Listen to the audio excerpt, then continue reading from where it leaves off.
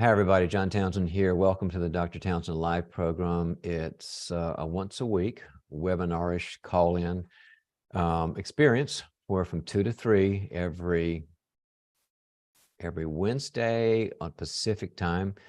Feel free to call in. We want to talk to you. You can either talk to me on the line, answering questions or text questions in. And it's really about life, relationships, marriage, dating, parenting, your own parents, friendships, a lot on business leadership, where you want to go in life and how you can make your team work better, emotional issues. And we try to give people an answer that makes sense, and it goes a little deeper than try harder, because that never really transformed anybody. And we try to give something practical so that you can use. And so I want to introduce you to our producer, Stacy, and she'll give you the numbers and write them down if you can, so that you either text or call in. Stacy, hi. Hi, everyone, and welcome to the Dr. Townsend Live Show today. I'm so glad that you're here, or we are so glad that you're here. And if you will, grab a piece of paper and a pencil real quick, because it's a long number, and we'd love to hear your calls today. And John wants to help as many people as possible. So here's the number: 1-877-853-5257. Again, it's 1-877-853-5257. When you dial that number, you're going to need a meeting ID code to enter the waiting room. And so the meeting ID code is 876-5437-2012. Again, it's 876-5437-2012. So don't be shy. Let's go ahead and get those calls coming in for John today. And when you do call in, go ahead and disable the camera on the device that you're using for privacy purposes. It's a call-in show only. Okay, we'll get started. That's it. So while Stacy is meeting the nice folks that want to talk about some challenge, I just did want to address the Nashville tragedy, and our prayers go out to the people that either were involved, know someone who was involved. These kind of things go, there's a cascading effect. Even if you weren't there, you know somebody, or you know somebody that knew somebody, and it's the kind of thing that puts you into a why mode first. It's like, how could this happen? And then you move from a why mode to a deep sadness, and lots of times just anger at the evil that happens and the brokenness that happens. And then then there's just a period of kind of fear of like, well, what's next? What other part of the country is going to get this happening to? So the main painful emotions we experience, there's like 5. They're not bad, they're just painful. There's anger, there's anxiety, there's guilt, there's shame, and there's sadness. And they're all involved. And so if somebody needs to talk about that, it's great. But realize that the more that we can sort of stay regulated ourselves in our heads, the more good we can do for the people that we know that are suffering. So hope that makes some sense. And we'll take our calls whenever we're ready. Stacey, I didn't know if you want me to spend some time talking about a topic, or what do you want me to do? Nope, you are already ready for your first caller. All right. And let's see, it looks like you have caller Liz joining. So Liz, you are live with Dr. Townsend today. Go ahead and tell us where you're calling from. Oh, let's ask her to unmute. Liz, you are live on the Dr. Townsend Live Show. There you are. Oh, no, you can hide your camera. Go ahead and you can turn your camera off. That's okay. Sorry about that. Just keep your microphone on, and then you can go ahead and tell us where you're calling from and ask Dr. Townsend your question today. Okay, great. I'm calling from Buffalo, New York. And my question was, I was recently dating someone, and he confessed that he feels he isn't ready for a relationship since his last one, because he just recently started getting rid of things that were given to him from his ex, and any of his dating attempts since have been hurtful. So he feels he needs time alone to become 100% with himself again. Um, he also admits he's used to being alone, although would like a relationship and eventually marriage someday. My question is, should I just leave him alone, and can he heal and find himself and possibly come back later? Or should I try and pursue and convince him that if he would like a relationship, really the only way, like, to know how to be in one is to be in one, and that's maybe how he can find healing. Um, and if he would give me a chance. Yeah. Liz, that's it's a big question. And I need a little bit of information in terms of you're on, how deep the relationship is, how important it's been to you, your feelings when he said that, because depends on like how far you're into him and what a big deal this is for you. So talk about your feelings about the relationship. Okay, well, yeah, so we dated for about 3 months, and it seemed to be progressing well, but then he went through something where he ended up losing his job. um, and when that happened, like he kind of not completely disappeared, but the communication pretty much disappeared. Sort And of withdrew a bit. yeah, he withdrew. Yeah. And uh and I tried to stay in contact, and I didn't get to see him for about 2.5 months. He was Okay. kind of disappeared, but then he got a new job and working, and I was able to reconnect with him about 2 weeks ago. Um, and it was a good meeting. But it just seems like he's really scared. And so I feel like if I'm going to be dating him, I want to be able to see him. But it just it seems like he's really doesn't, he's about to cancel. I would see him maybe about once a week when we were dating. So I wanted to try and, rekindle and try to get it moving again. But he seems really like scared to do that. All right. Now, I want to point something out. Okay. I asked you how you were feeling, and you Oh, described it all in terms of him. you're right. Uh, well, I I'm feeling I'm feeling sad because I do really like him, Mhm, and I think that he's a good guy. mhm. Um, I'm just I think I'm nervous too because I also haven't had good experiences. So I think we're both kind of scared. Yeah. All right. um, No, now that really helped me to have a more robust picture.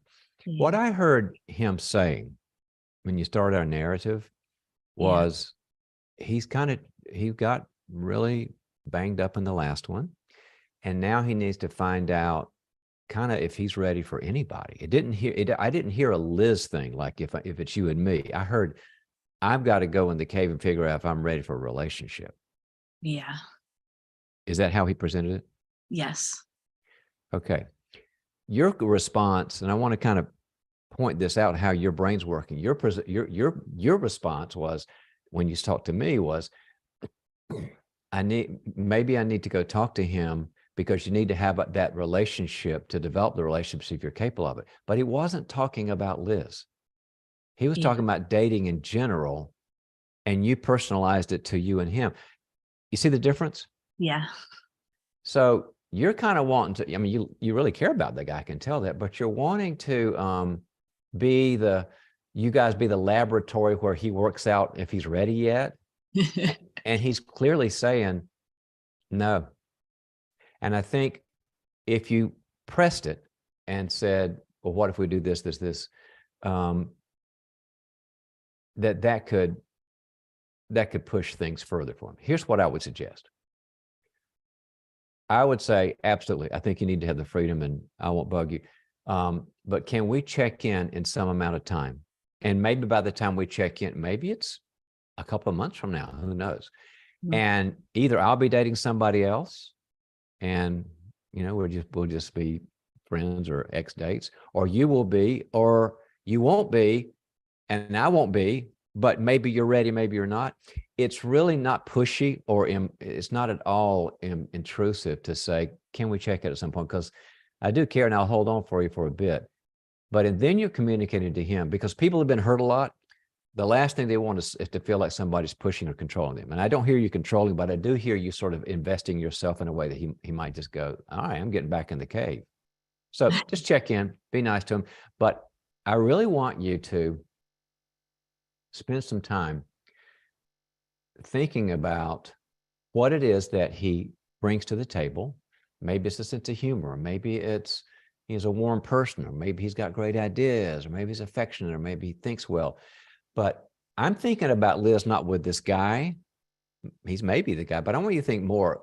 What can you learn in the laboratory you've had for the last few months with this guy, so that you can start being more particular and clear about Mr. Right?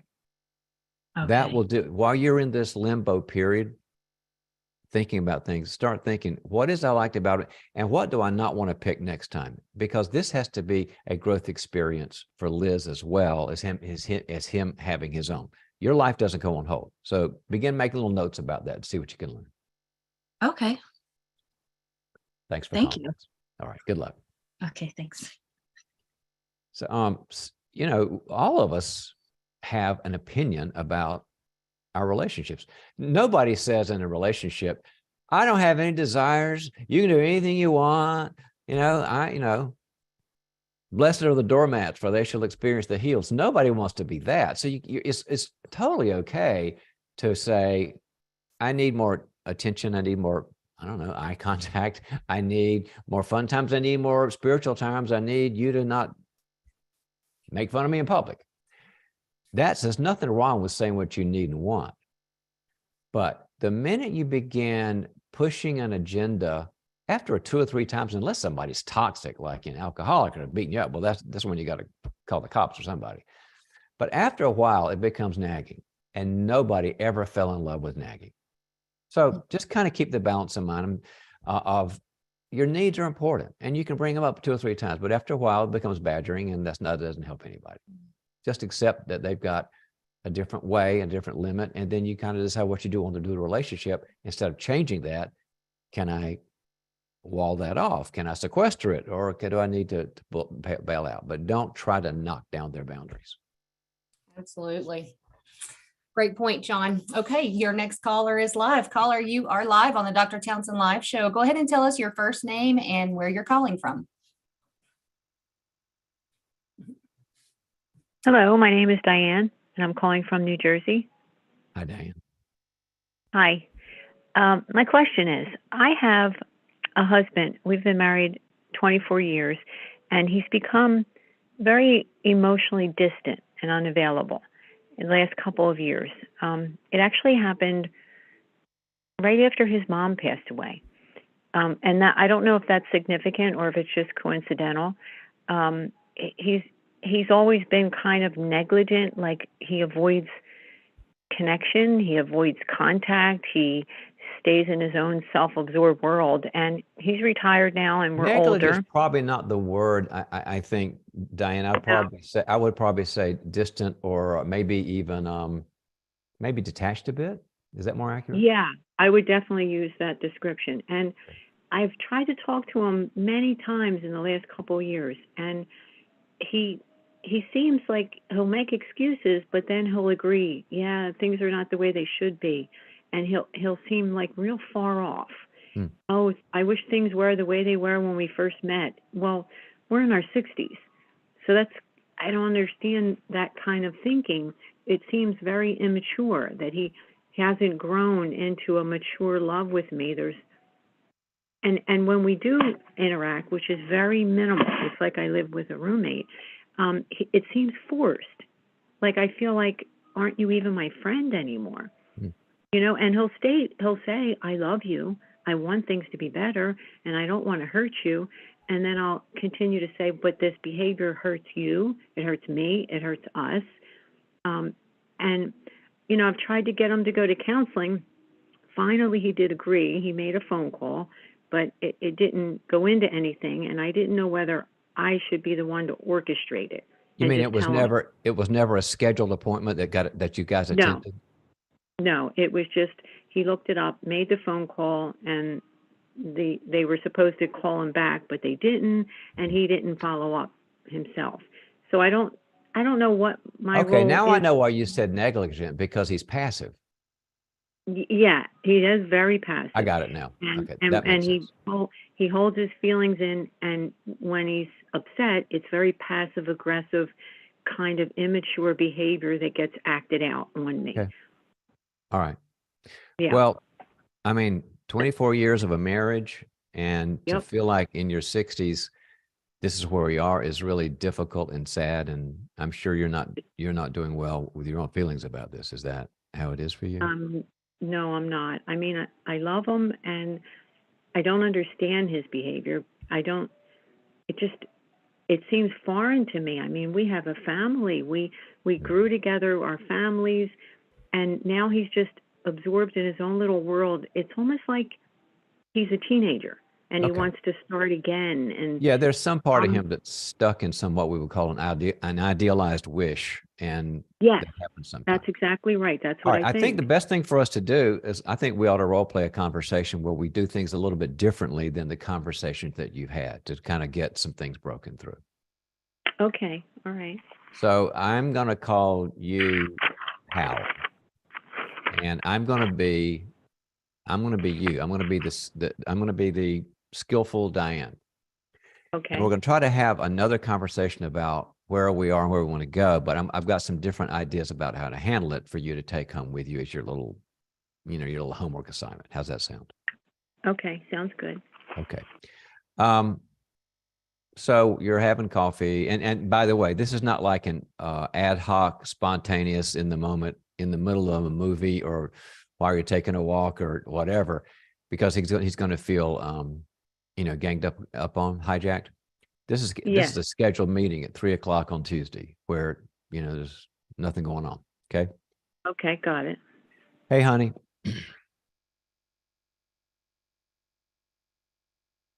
Okay. Oh, You want me to respond to that? You are Hal, the what you just channel him, and I'll be the skillful Diane. Hey, honey. Oh, got it. Okay. Hi. You doing okay, by the way? Yeah, I'm fine. Okay. Well, I want to let you know, thank you for making this time, because I know that we've had some rocky conversations, and I'm sure it wasn't comfortable. And it just shows me that the fact that you're willing to make this time helps me feel like a priority. So I appreciate you doing this, scheduling this with me. Okay, you're welcome. What would you like to speak about? I kind of want to revisit what I noticed, and then what you confirmed was that you're more distant than you were. And I miss you because you're my guy for 24 years. And I know that you say that you have become more distant. And gosh, I want more for us. I want to be close to you and to be a great wife to you. And I want that. And so I want to kind of come back to the distance you've been feeling. Well, I'm not really sure what I'm feeling. I want things to be good between us.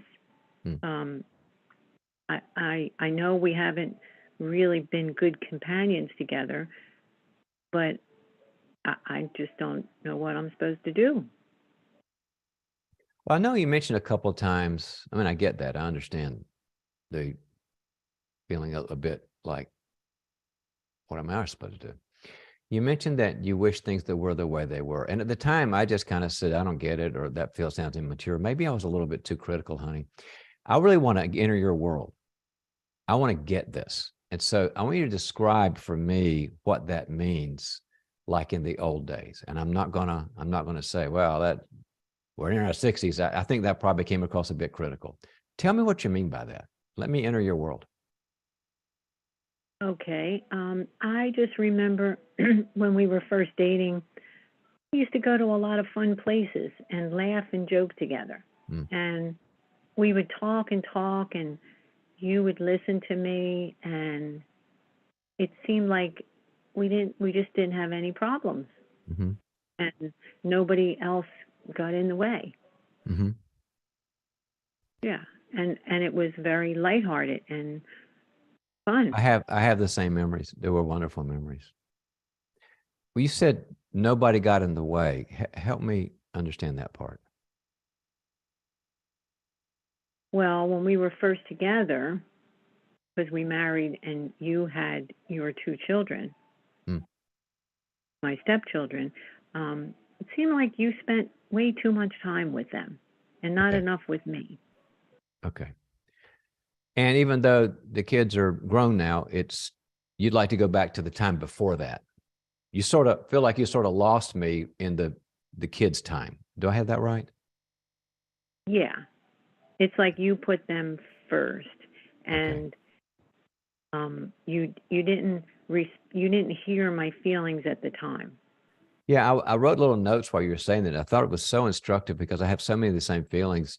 How you said it was fun, we had laughs, you listened to me, and there was nobody between us. And I love that picture. And I want in our 60s, I want fun with you, and I want laughs with you, and I want to listen to you, and I don't want people between us either. So if we can work on those four, and I will do my work, is that something you would desire now? Yeah, yeah, I would like that a lot. Okay. So what do you want to do? Go to Um, Coney Island and eat popcorn? I mean, just well, kind of, we could go on a date. We could go out somewhere. well, there's the fun and laughs part. Hmm. I mean, do you feel like I've lost my sense of humor, or do you think I'm still a funny person? I think you're, yeah, I think you're a funny person. I like you. I like you too. I think you're All an right. interesting person. All right. So what I'm hearing is it sounds like when the kiddos came around and we got together, I got over involved, and your needs for me. I mean, I kind of like this problem because it's not like you're saying, I don't want you, Diane, I don't want who you are. You're saying I do. I want the old person or parts of her that can come back. And I would love that too. So here's what I'd like to do. I'd like to know if you want me to process with you how hurt and alone you felt when it seemed like I was preferring the kids. Because if that's still an Hmm. issue that's distancing us, I want to process it with you.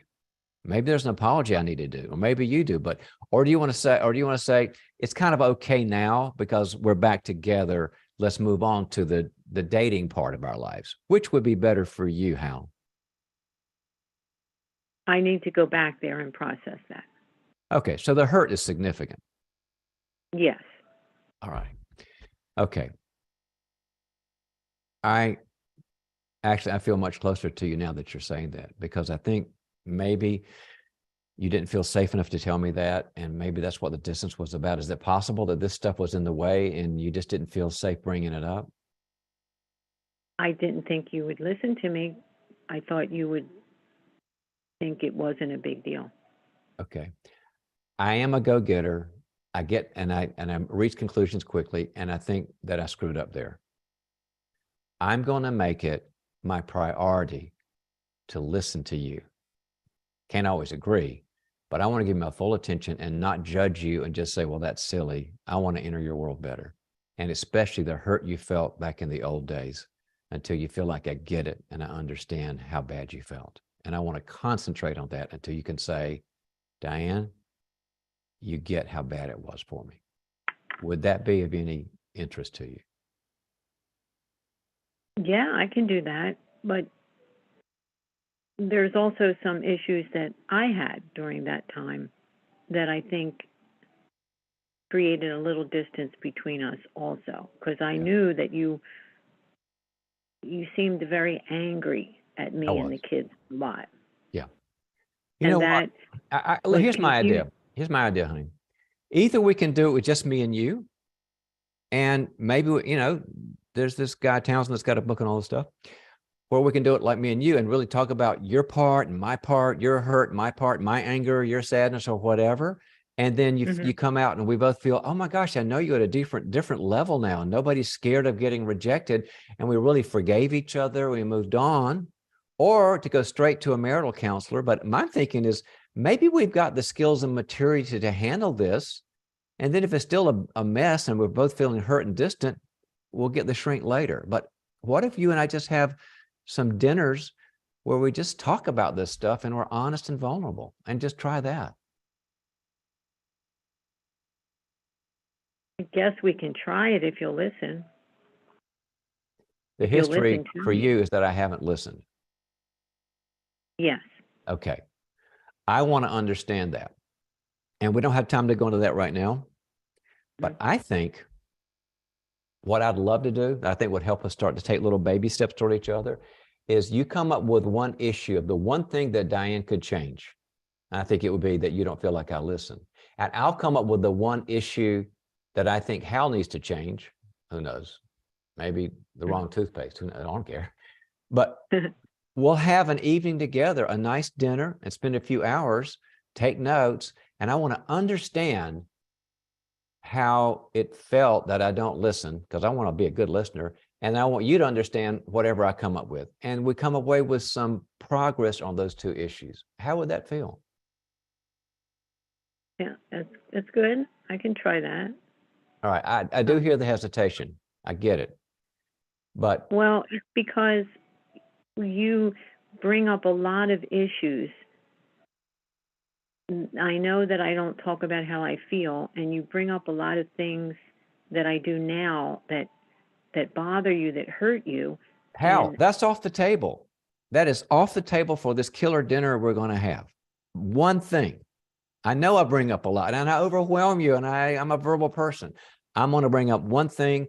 And if I go to number 2, you say, Diane, you said just one issue. Does that help? yeah, okay. Okay. We're going to keep it in scope. I love you. I'm feeling hopeful. We'll find a great restaurant, bring a notebook. Let's talk about it. Okay. Now, I get what you're saying.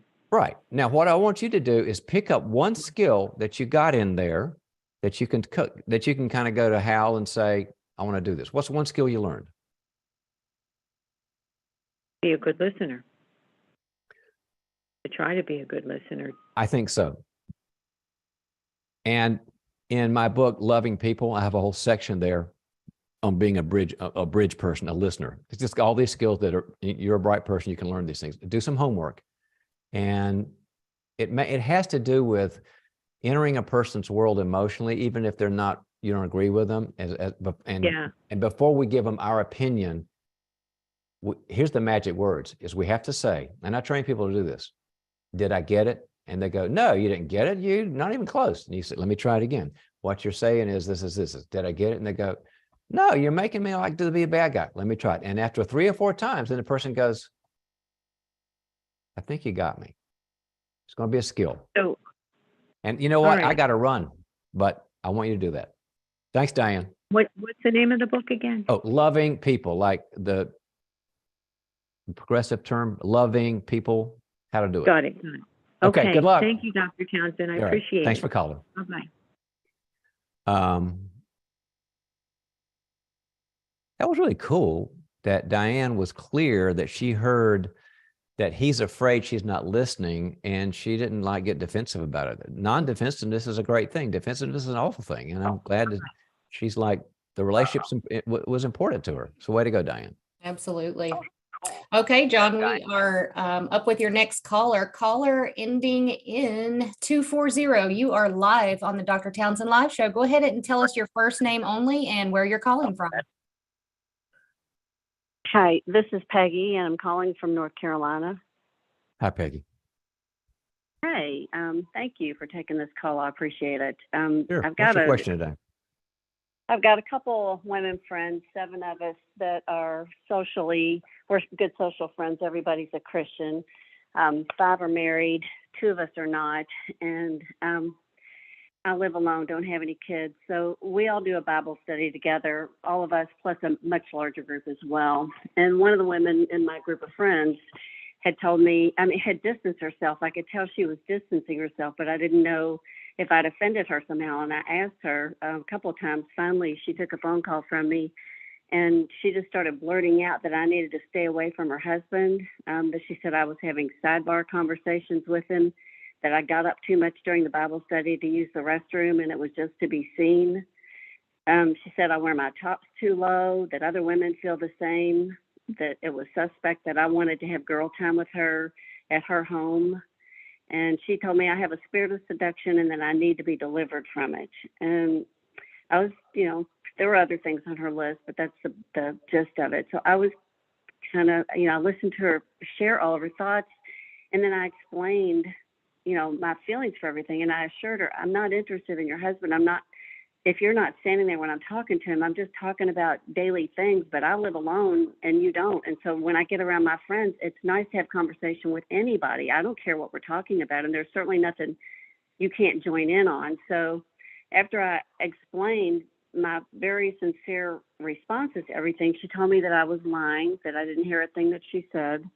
I said, well, I'm not trying to get involved in your marriage. And she said her marriage was solid, and she was telling me all this because it was in my best interest. So then she went to the biblical model, and a couple of days later brought a friend in, another mutual friend, who said a similar thing to me, that my arm was touching her husband's arm when we were all standing in a small circle together praying for one of our women friends at an event, and that was something concerning to her. And I shared the same thing with her. I'm not interested in your husband. I'm not flirting with anybody. So I took some time and I contacted the married couple who ran the Bible college that I went to and asked them for honest feedback, the 2 pastors at my church, 2 siblings of mine, and another pastor friend. I asked 7 friends to give me feedback, and all of them said that they have never seen me dress inappropriately, do anything that in the least lent itself to thinking that I was pursuing anybody's husband, that I'm just, they didn't agree with that. And so I followed up with the 2 women the other day, yesterday, and I said, they had told me the next level was to go to the church, just follow them biblically. And I said, okay, that's fine with me. Let's go on and do that. I think it's a good idea to go ahead and have that conversation and get this behind us. And now they've both said they don't want to take it any further. They just claim that they contacted me in love, shared their thoughts, and now they're leaving it with me. So just the fact that they even think that I would do that is my biggest issue, that they see me this way and think that I'm pursuing other women's husbands, and that I'm lying. Now it's like totally distanced me in our friendship, and I just don't know if I need to let it go because they won't take it to the next step, or if there's some closure I could get or should get, or what. So that's what I'm calling about. Peggy, this sounds awful. You must have been devastated emotionally.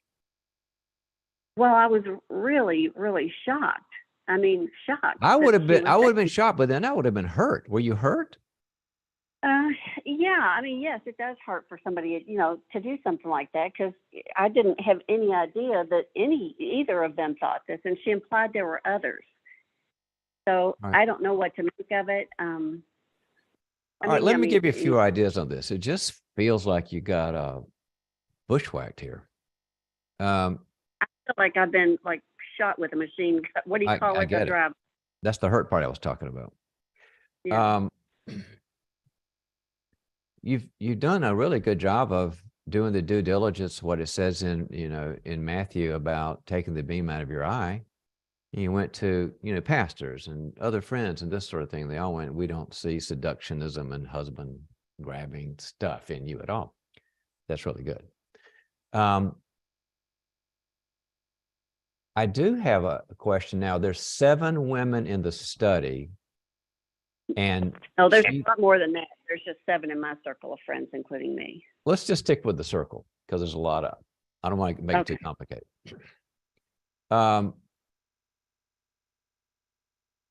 I think it might be worth your time. Now, are you making her other friend that came and dumped on you too? Is that number 8?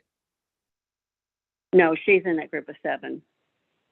Okay, so there's Peggy, there's 6 more gals, and 2 of those gals came after you, which means that leaves 6. There's 3 other gals that have not taken a stand, whether you're that kind of person or not. Do I have that right? Right. All right. Well, I 4 think- more because 3, we make 3 and then there's 4 other women. Yeah. Okay, great. This might be worth it for you, might not be worth it for you. Depends on how deeply you want to go into this. Because I just think they handle it so poorly. Is have a one-on-one conversation with each of those 4 and say, this is what I'm learning from Mary Jane and Cynthia. Do you see that? Because that adds, if they go, no, you've been totally helpful and healthy and all that, that really adds because they're in the group with you. Now, there's some that might say, well, I don't want to take a stand because I'm conflict avoidant. I don't like to get between. Say, okay, thanks, have a nice day. But there's some will go, I've never seen that in you. And if somebody says, well, yeah, that dress you or whatever, then you go, okay, thanks for the feedback. But whatever you get, that will add credibility to this. Now, you will either go back to the gals and say, I'm with the same people. We're all in the same room together, and they don't see it.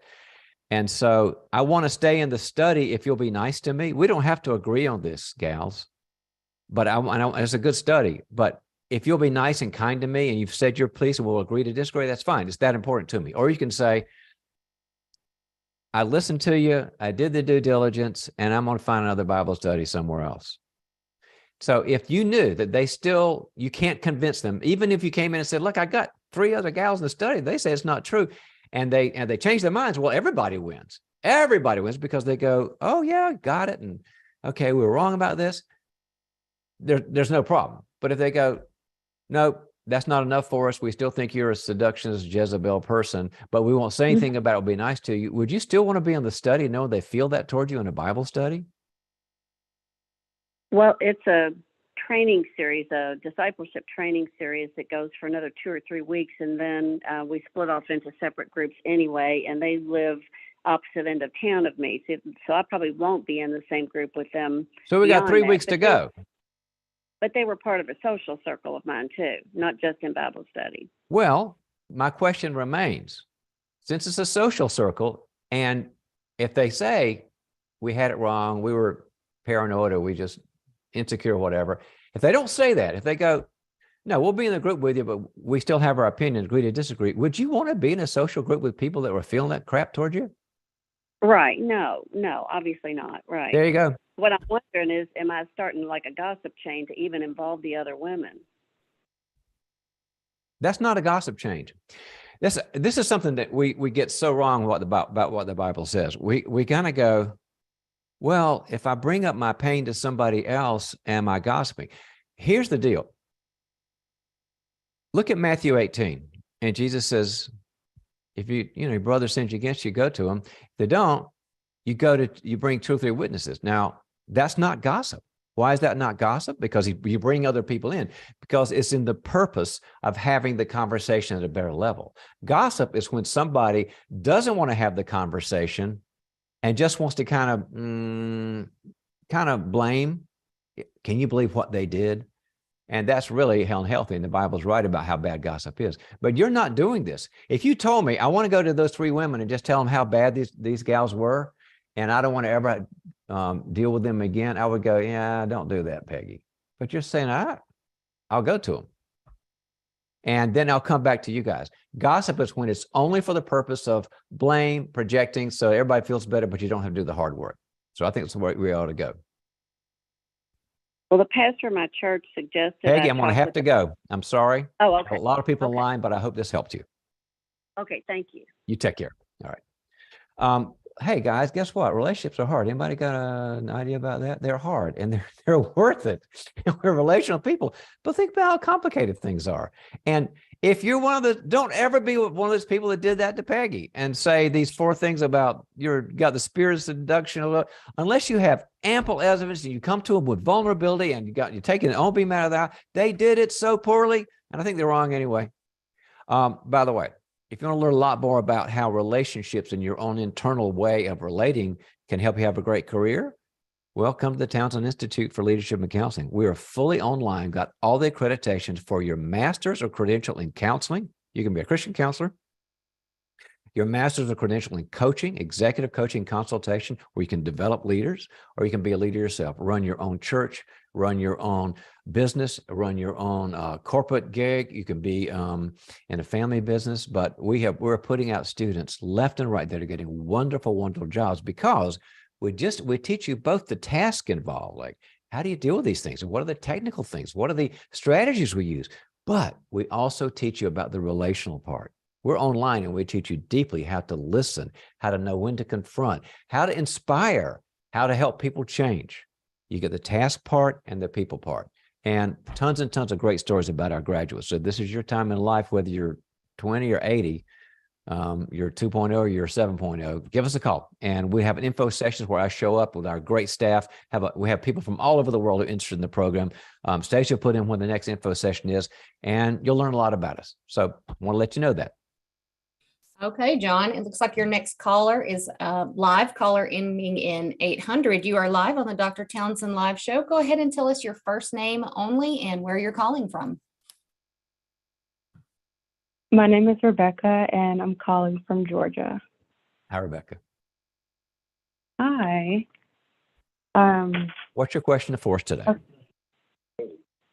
Okay, I guess I'm wondering, just feedback on how, to pass the frustration test, because I feel like that has been this moment of just, so much frustration, and, things are just not going my way, and What's a frustration test? I'm not sure that phrase means. I guess it's just when things just when we're in situations that we can't do anything about, it's out of our control, and we're totally just relying on God to provide and make a way.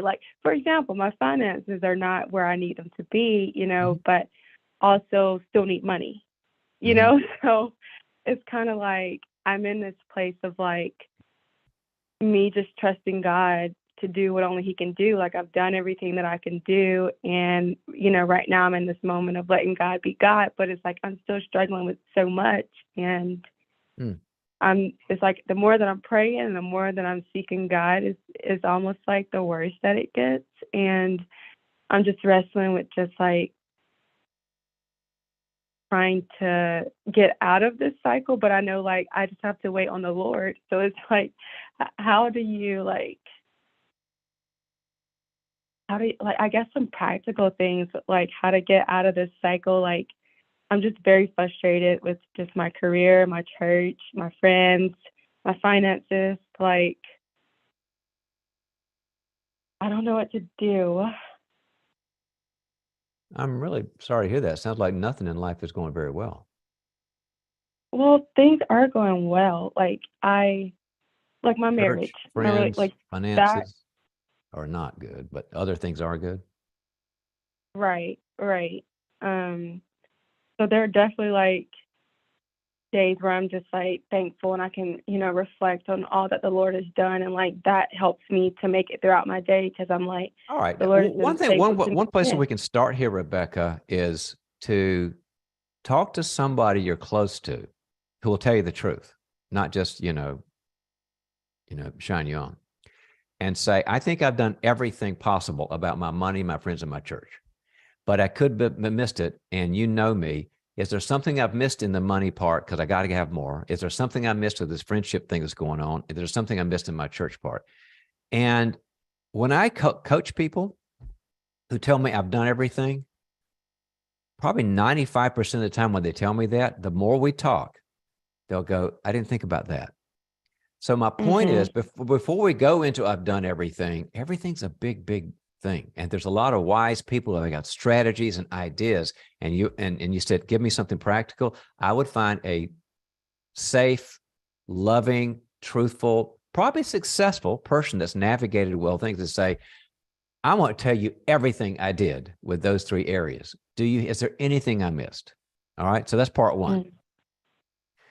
Part 2 is, do you have a history in your life where there's been struggle and hurt that just tanked you for a while?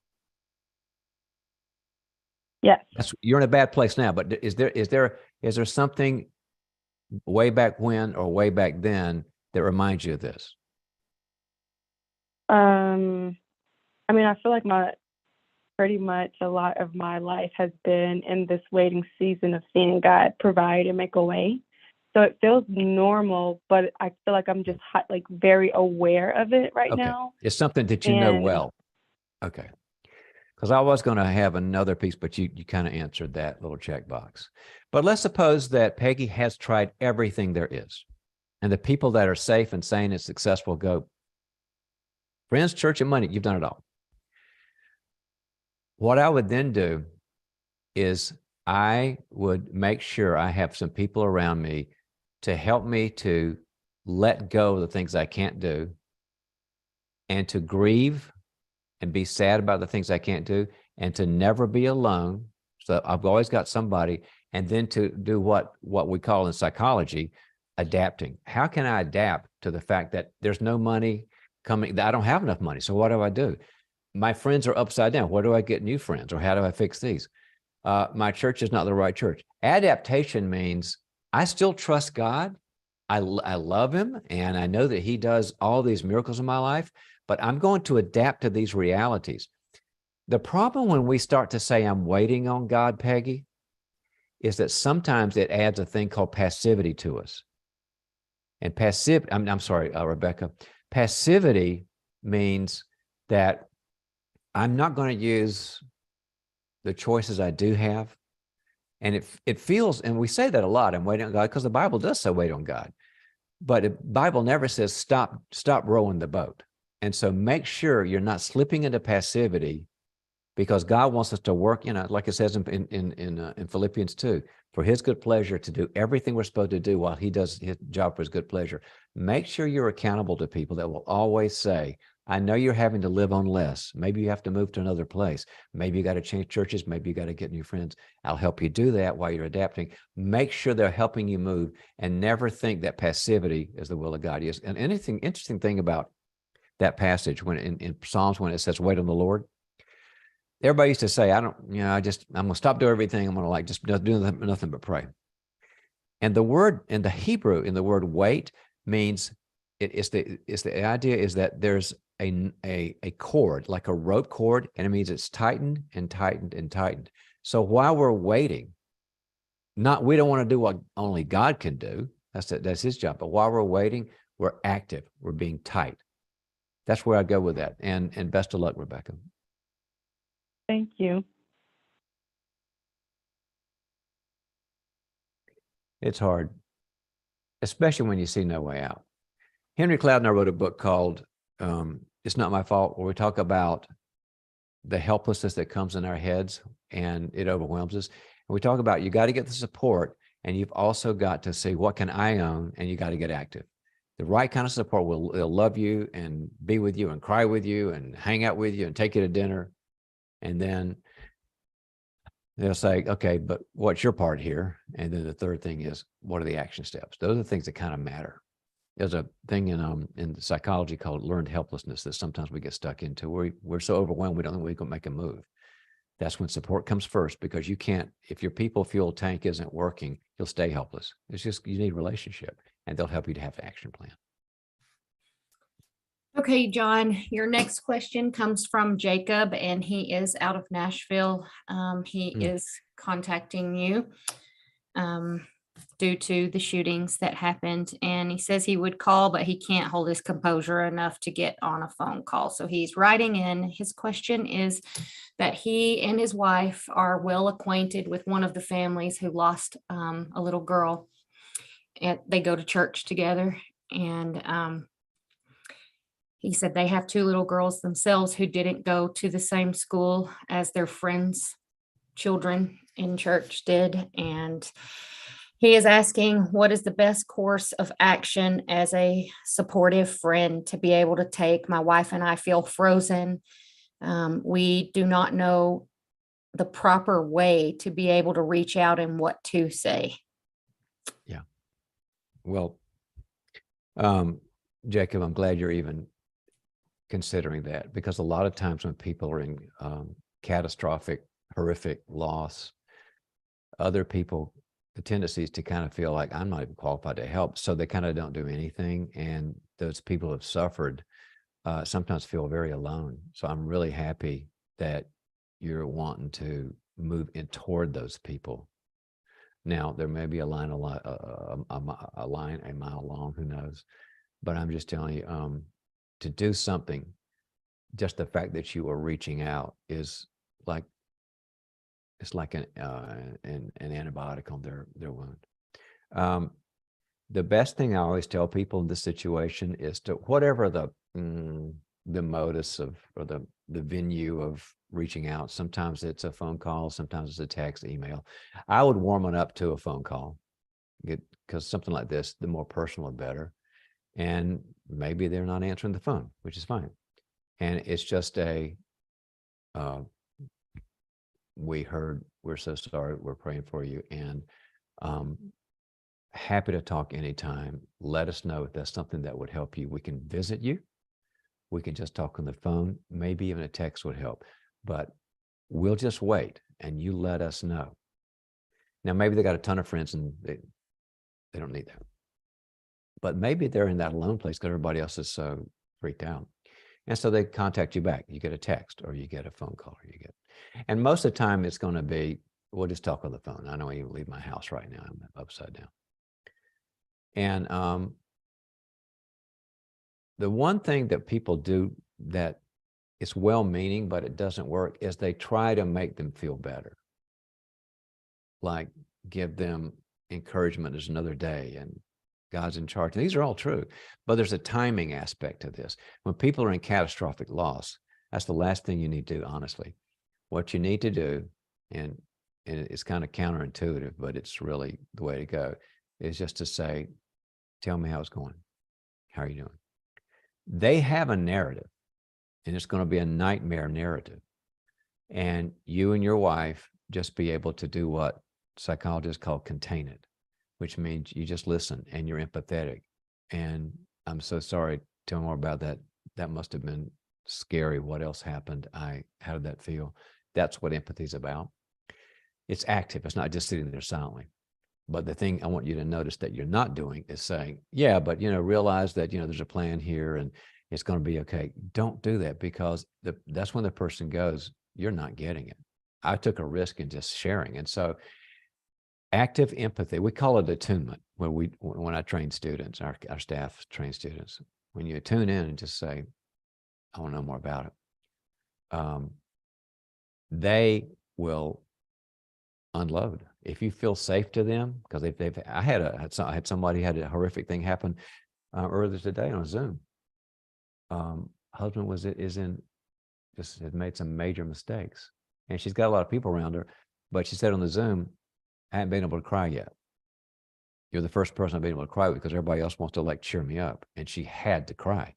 That was a bigger help to her and a bigger healing to her than a bunch of people trying to encourage her. And when you end the call, maybe they say, I'm done or whatever. That's it. Now, sometimes they'll go, I've been talking and praying and, dealing with things I never thought I could. And I'd rather just talk about Netflix. And you talk about Netflix. Some people are so processed out, they just want to do something kind of fun. And you do that. You follow them. That's a part of attuning to them. But most of the time they want to say something about the event or the loss. And then you don't end up with, well, it's going to be okay. You end up with, I'm here. I'm here at the deepest part in your well, the well of your life that I never dreamed. I'm in that nightmare well with you. And can I call back sometime, or can you call me? Because I don't want to do anything but be there with you.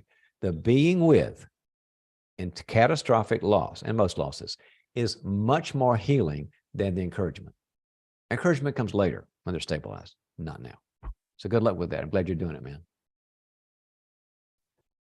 Okay, John, your next question is coming from Natalie over on your Instagram page. And she says, thank you for taking my question, Dr. Townsend. I am not I'm not as acquainted as Jacob is. I'm listening to the show and I'm unable to call in. But my question is, with all that's going on in the world and our small communities and the pain that we see with the news, what, in your opinion, would be a good intake to stay up to date on current events that we need to know about versus every time we turn on the television, it's doom and gloom and sadness and anxiety and depression. And then we are bringing that into our homes and our beings. Intake. I guess Natalie is referring to how do I get world information to stay abreast of things, but not get Yes, sucked into all the she's negativity? asking like how to moderate the intake of her media, television, news, that kind of thing, to keep from being anxiety ridden over all of the things that are going on. Yeah. There's sort of a rule of thumb here, and it depends on what dysregulates you. Dysregulation means when you get too much negative, painful stuff, you can't think right, you get depressed, you get sometimes withdrawn, and you can't make right decisions. Kind of, it changes how you actually, decide what to do in the day and this sort of thing. So you've got to figure out what dysregulates you. And that's basically a time function. All the news these days is going to, I don't know, what's probably, sometimes I'll check it out and I'll just go through my own list of the news, venues I go to, and I'll just say, okay, I'm looking at 20 articles. How many of them are like really negative? It's about 85%. I mean, so 15% is about somebody that wins something or succeeds. So you're going to get that.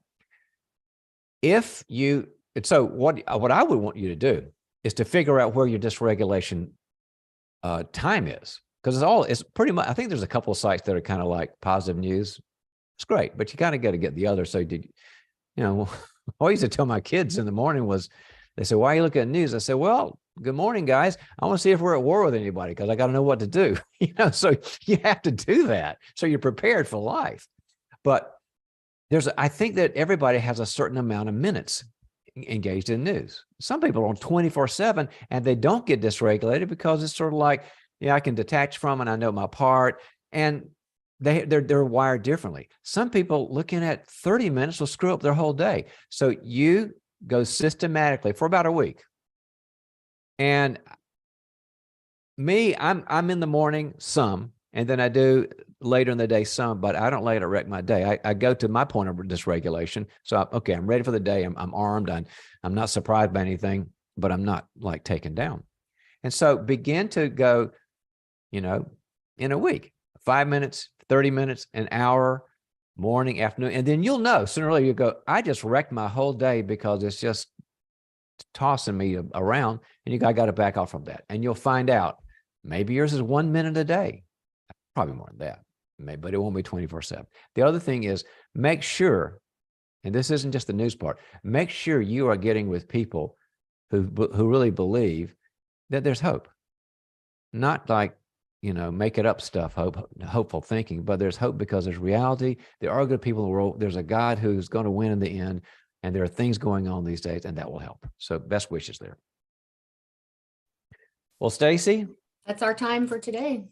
Yeah, I just appreciated people bringing things that are difficult and hard and are courageous enough to share them and look at things in a different way. And I hope it was helpful. And hey, everybody, pray for what happened in Nashville.